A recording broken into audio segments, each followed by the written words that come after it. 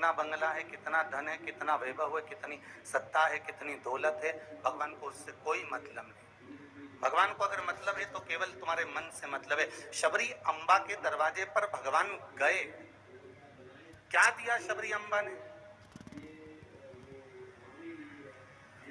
भगवान को क्या प्रदान करा शबरी अम्बा ने? केवल एक झूठे बेर, और झूठे बेर के सिवा भगवान कुछ ले भी नहीं रहा। अब तुम शंकर जी को क्या देते हो? अगर शबरी अम्बा ने भगवान राम को झूठा बेर दिया है तो आपने कौन सा अच्छी चीज दी थी भगवान को? जल दिया, वो मछली का झूठा था। दूध दिया, वो बछड़े का झूठा था। फूल दिया, वो भौरे का झूठा था। मिठाई बना कर दी, वो चींटी की झूठी थी। तुमने दिया क्या? और ये मनुष्य का शरीर दिया भगवान के चरणों में, ये भी तो झूठा है। फोन पे तो तुरंत कह देता है, माता तारे बिना एक बिना नहीं रहूं, एक मिनट नहीं रहूं, तेरी तो मुझे बहुत याद आए। और भगवान के पास जाए कि तुम्हारे बिना मेरा कोई नहीं है। भगवान के रेंदे रे झूठेला। भगवान भी कहते काहे को झूठ बोले। अभी फोन पे बोल रहा था, मेरे को थारी याद आ रही, तेरे बिना एक मिनट नहीं रह सकता, तू तुम्हारे हृदय में बसी ने, तू तुम्हारा चित्त वृत्ति में बसी। और मंदिर पहुंचा ने अगरबत्ती लगाते लगाते बोला, तन मन धन सब कुछ तेरा। भगवान के आ गया भेरू झूठेला। भगवान सोचे काय आया।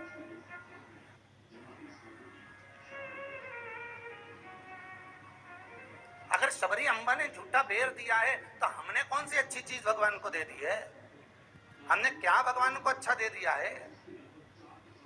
हम भी तो झूठा ही दे रहे हैं। पुष्प दिया, वो भी झूठा था। जल दिया, वो मछली का झूठा था। दूध दिया, वो गाय के बछड़े का झूठा था। मिठाई दी, वो चींटी की झूठी थी। हम जो परमात्मा को दिए वो सब कुछ झूठा था। यहाँ तक हम भगवान का जो स्मरण भी कर रहे हैं, कई लोग भगवान के मंदिर में बैठकर घंटों तक माला पकड़कर भी अगर भगवान के मंदिर में बैठकर भजन कीर्तन स्मरण कर रहे हैं तो वो ये सोचे कि नहीं ये सत्य है, तो उसने उसमें भी छल कर दिया। थोड़ी देर तक तो मन लगता है, उसके बाद ये चित्त, ये वृत्ति, ये मन कहीं ना कहीं डोल जाता है। इस मन को लोग कजन कहाँ लेकर चले जाते हैं। बड़ा बड़ा कठिन है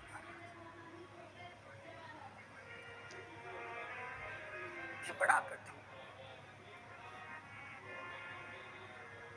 ये मन बड़ा चंचल है, कैसे तेरा भजन करूं।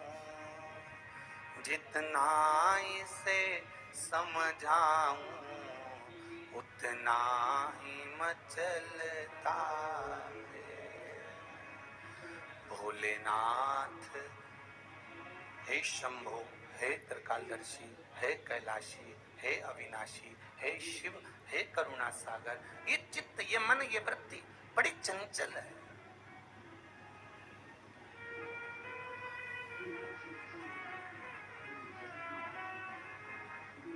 अगर ये मन, ये चित्त, ये वृत्ति थोड़ी भी परमात्मा में लग गई तो जीवन की सार्थकता।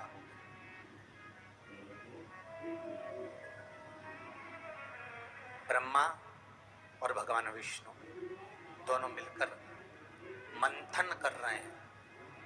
और एक बात बहुत ध्यान से सुनना, शिव महापुराण के इस चरित्र को याद रखना कि ब्रह्मा और भगवान विष्णु ने मंथन किया, और मंथन किया तो शंकर भगवान के शिवलिंग को प्रकट किया।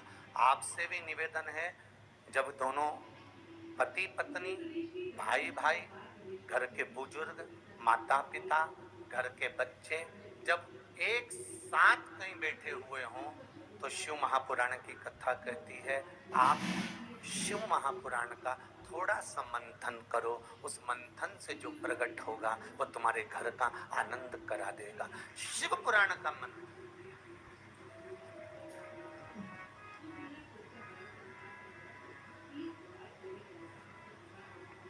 थोड़ी देर अपने माता पिता के पास में जाकर बैठा करो।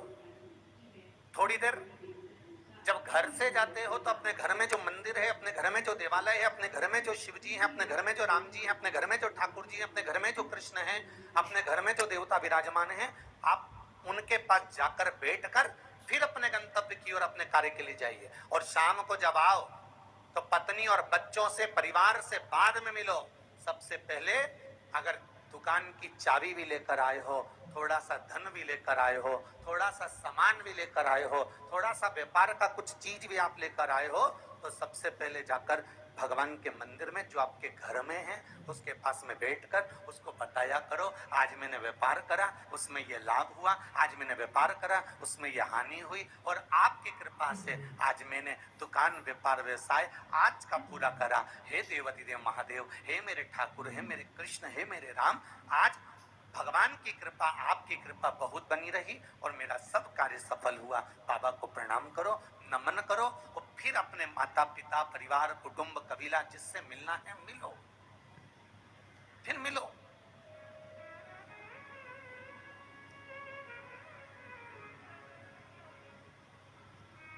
था सुबह गुरुदेव,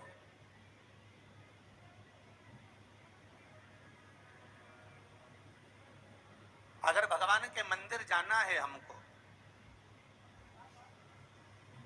और शरीर में अगर कष्ट है, शरीर में अगर रोग है, शरीर में अगर बीमारी है, शरीर में अगर दुख है, शरीर में अगर कष्ट है, तो क्या नहाना जरूरी है?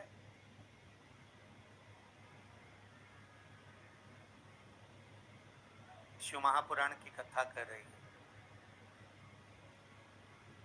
मत नहाओ, स्नान कर लो।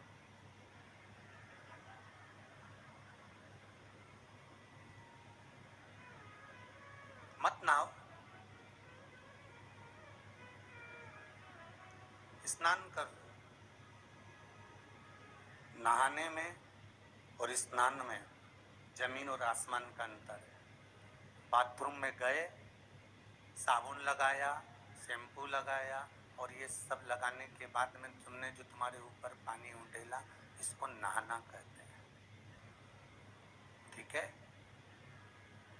जो तुमने साबुन लगाया, शैम्पू लगाया, पानी डाला, उसको नहाना कहते हैं। और मंदिर में गए अर्थात आप बाथरूम में ना जाकर भी सवेरे से उठे और उसकी भक्ति में लीन होकर दिल से उसको याद कर कर और मान लो मुंह धोकर भी भगवान के दरवाजे तक पहुंच गए तो उसको स्नान कहा जाता है।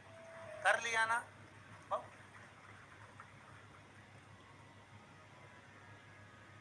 नहीं है ना शरीर में बल? एक पत्र में लिखा है किसी ने,